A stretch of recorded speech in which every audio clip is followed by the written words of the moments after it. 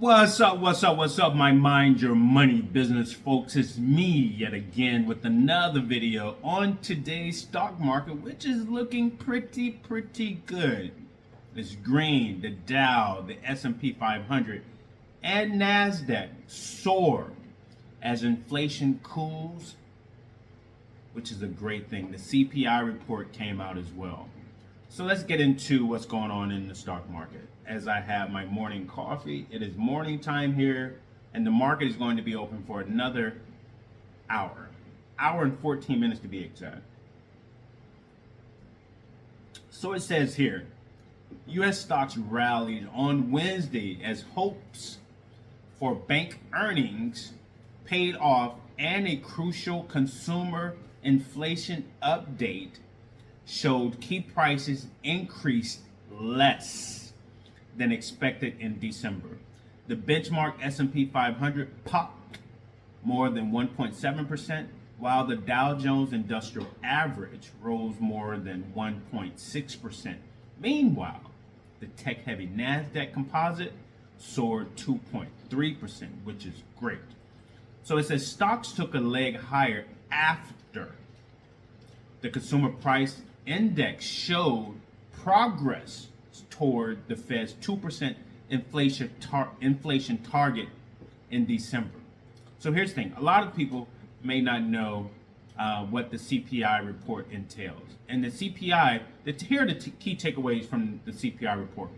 The Consumer Price Index measures the overall change in consumer prices based on a representative of basket goods and services over time. How much money are we paying for certain goods and services over time?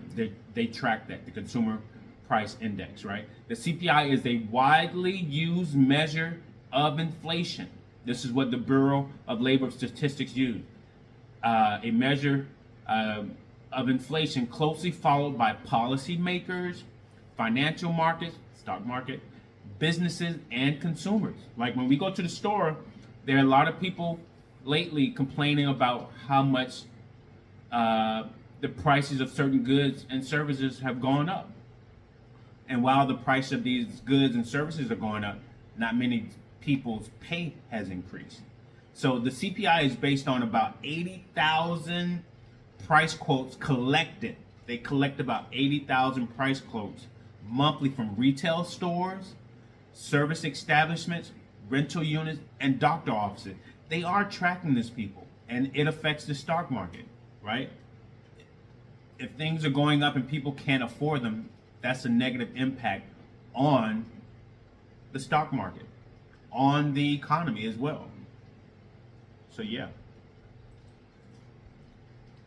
that's what the CPI is all about. That's why it's very important for you to track these reports that come out, because they may affect the stock market. And if you don't understand why the stock market is being affected, especially in a negative way, you may react off of your emotions, withdraw your money when you shouldn't have.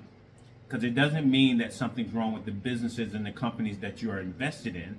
It's just that this report may come out that may affect the overall market, and it may cause people to withdraw money out of certain stocks. But the stock market does not stay down forever. Either way, get back to this report. I mean, not the report, but yeah, the report on the stock market for today.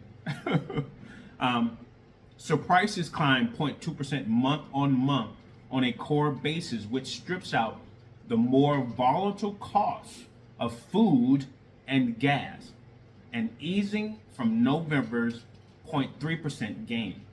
Over last year, core CPI rose 3.2%. Until the latest print, annual core CPI had been stuck at a 3.3% gain for the past 4 months. Okay, December was the first time since July that the metric reflected a deceleration in price growth. That's a good thing, right? So the 10-year Treasury yield dropped over 12 basis points to trade around 4.66% after the cooler than expected reading.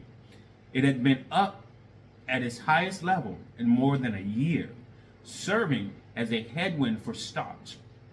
The interest rate sensitive small cap Russell 2000 index soared in reaction, rising 1.6%. So traders still see just a 3% chance that the Fed lowers rates in January, per the CME Watch tool. They remain split on whether a cut will come in the back half of this year, with odds of easing in June now seen as more likely than not. So spirits are also good. Boost from Wall Street Bank earnings report, which brought surging profits thanks to the deal-making revival and investment banking strength. Okay, JP Morgan Chase delivered an optimistic analyst expectations with a second straight year of record profits. With Goldman Sachs profit beat estimates, BlackRock, Wells Fargo, and BNY also booked bumper quarters. So some earnings reports came out. Yeah. And that's just about it. So let me see what's going on with the stocks before the market closes. Broadcom seems to be up a little over 1%. Palantir is up a little over 3%. Micron Technologies is up a little over 6%. SPLG, my S&P 500 ETF, is up almost 2%. Serve Robotics is up a little over 12%. Tesla is up a little over 7%. Let's see what FTEC, my Information Technology ETF, what are they doing?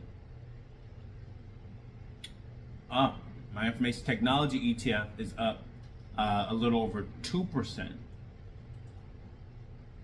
What is Apple doing?